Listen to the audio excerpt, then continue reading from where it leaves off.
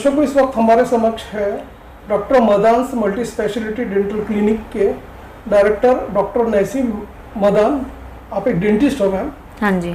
हम आपसे ये जानना चाहेंगे कि पोस्ट कोविड सिंड्रोम में देखा गया कि काफ़ी जो पेशेंट्स हैं उनमें डेंटल रिलेटेड पेन्स चालू हो गया है, उनको कई खराबे भी शुरू होगी, समस्या आ गई है जी, चाहे वो, तो ये सारे के सारे प्रॉब्लम्स शुरू हो गए डेंचर से रिलेटेड जी। तो इस संदर्भ में आपका क्या एनालिसिस है, उस बारे में हमारे दर्शकों को बताइए। देखिए, सबसे पहले ऐसा है कि कोविड के बाद और कोविड के दौरान लोग बिल्कुल भी अपने डेंटल हाइजीन में ध्यान नहीं दे रहे हैं। यानी चाहे वो एडमिट हों, चाहे वो घर पर हों, होम क्वारंटाइन हो, बाकी सब चीज़ें हम ध्यान दे देते हैं, लेकिन हम डेंटल चीज़ों पे, डेंटल हाइजीन, दांतों पर ध्यान नहीं देते हैं, जो कि बहुत ज़्यादा ज़रूरी है।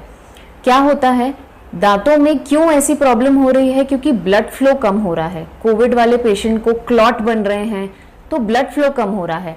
ब्लड फ्लो कम होगा तो उससे हमको इन्फेक्शन, गम की प्रॉब्लम, दांत हिलना, ये सब चीज़ें होने लगती हैं। इसलिए हमको जो भी क्वारंटाइन है या हॉस्पिटल में है, ध्यान दीजिए अपने दांतों पर। ब्रश करिए, 2 बार ब्रश करिए, सुबह रात ब्रश करेंगे तो जो भी प्लाक, जो भी चीज़ें अटकी हुई रहेंगी मुंह में, वो सब क्लीन होंगी। फ्लॉस करिए, फ्लॉस बहुत ज़रूरी है। फ्लॉस करेंगे तो दांतों में जो अटकी हुई हैं चीज़ें, वो सब निकल जाएंगी। थर्ड है माउथ वॉश यूज़ करिए। माउथ वॉश के 3 बहुत अच्छे फ़ायदे हैं। सबसे पहले माउथ वॉश क्या करता है, जहाँ जहाँ ब्रश नहीं पहुँचता है, माउथ वॉश उसको क्लीन कर लेता है। सेकेंडली है कि वो रीमिनरलाइज करता है दांतों को, हमारे गम्स को एक्टिव करता है और अच्छा रखता है। तो इसलिए ये सब चीज़ों का बहुत ध्यान रखना है। पानी खूब पीजिए, जितना पानी पिएंगे उतना आपके दांत अच्छे रहेंगे, उतना आपकी स्वास्थ्य अच्छी रहेगी। डाइट अच्छा लें, क्योंकि डाइट बहुत इंपॉर्टेंट रोल है। एक्सरसाइज अच्छी करिए, ये सब चीज़ें बहुत ज़रूरी हैं। तो दांतों का जितना हम ध्यान रखेंगे उतना ही हमको इन्फेक्शन कम होगा, अच्छी ब्रेथ अच्छी आएगी और चीज़ें इतनी ख़राब नहीं होंगी।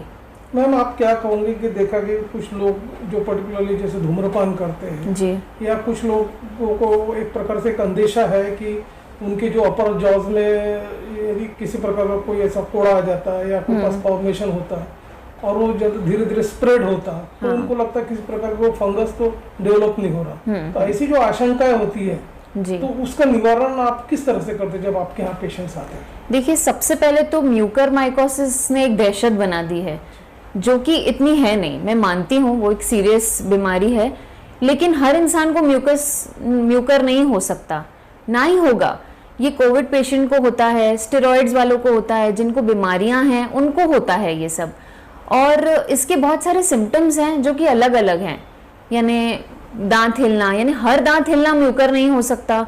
यहाँ सूजन आना, लाल चट्टे होना, स्वेलिंग आना, रेडनेस होना, फीवर आना, बुखार आना, ये सब ज़रूरी नहीं है कि सिर्फ म्यूकर है।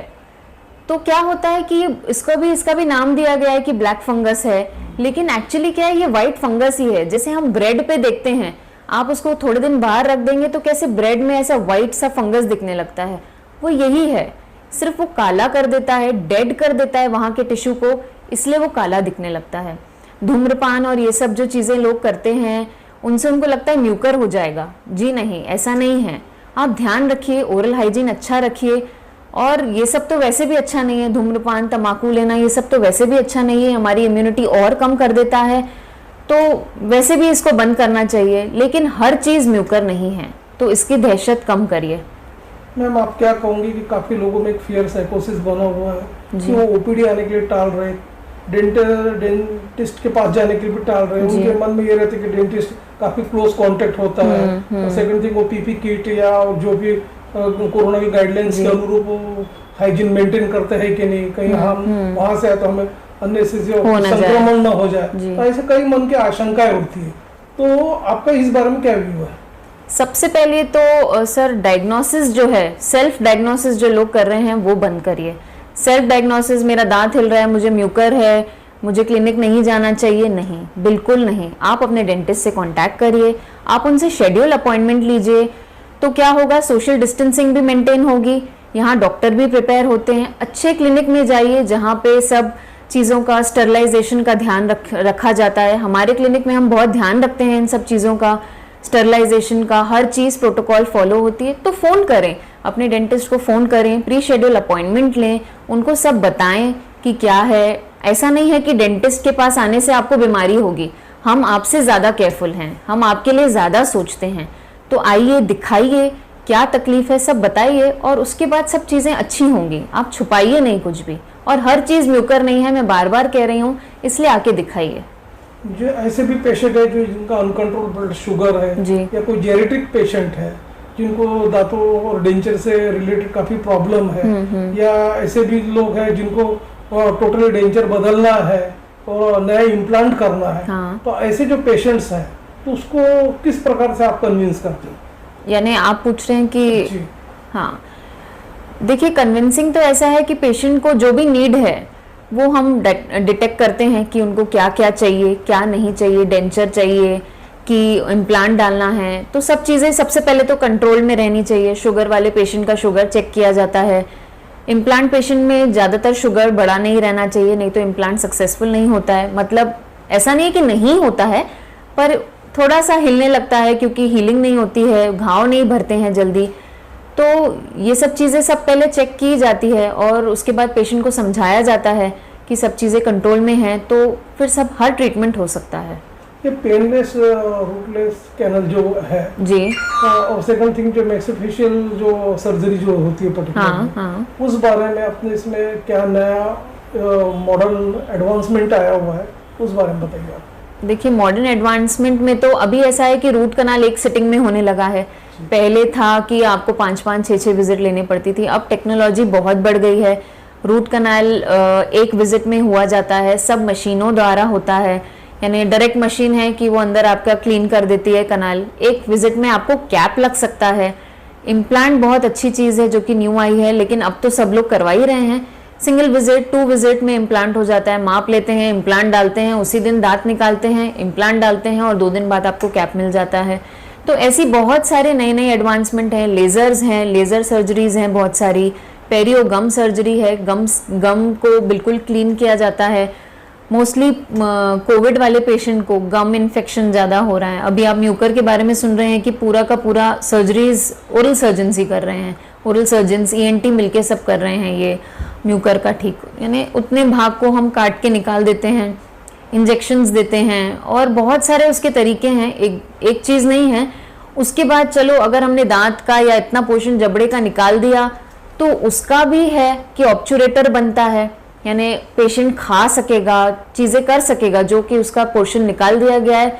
ऐसा नहीं है कि वो नहीं खा पाएगा। तो उसमें भी और टेक्नोलॉजी आई है कि ऑब्चुरेटर बनने लगे हैं, एक प्लेट की तरह जिसमें दांत रहते हैं वो लगा दिया जाता है, तो पेशेंट कंफर्टेबल होता है। तो ऐसे और बहुत नए एडवांसमेंट्स हैं सर। ऐसे कपल्स जो पर्टिकुलरली मैरिज करना चाहते हैं और ऐसे में उनको जैसा दांतों से रिलेटेड जो ब्लीचिंग हो गई या विनियर जो हो गया या टेढ़े मेढ़े जो दांत है जी, उनको ये करना, तो उनका बजट ये रहता है कि सिंगल सिटिंग में हो जाए, ऐसा उन लोगों का एक मानना रहता है। तो उनको कॉस्ट इफेक्टिव किस प्रकार का आप लोग मेंटेन करते हैं और कितने सिटिंग्स में कंप्लीशन होता है, उस बारे में बताइए। देखिए, ब्लीचिंग तो ऐसा है, यूजुअली आजकल शादीशुदा यानी या जिनकी मैरिज होने वाली है रिसेंट में, ब्लीचिंग, क्लीनिंग ये सब उनको लगता है कि होना चाहिए और अच्छा भी है। वाइटनिंग होती है, स्पार्कलिंग होती है टीथ की। तो हाँ, ब्लीचिंग तो सिर्फ एक दिन का प्रोसीजर है। दिन में 3-4 सिटिंग कर लिए या हमने 2 दिन में 1-2 सिटिंग कर लिए तो आपको वो रिजल्ट्स मिल जाते हैं। दूसरा है कि क्लीनिंग से भी बहुत कुछ चीज़ें हो जाती हैं, तो अच्छा है। ब्लीचिंग तो एनीवेज अच्छा ही है।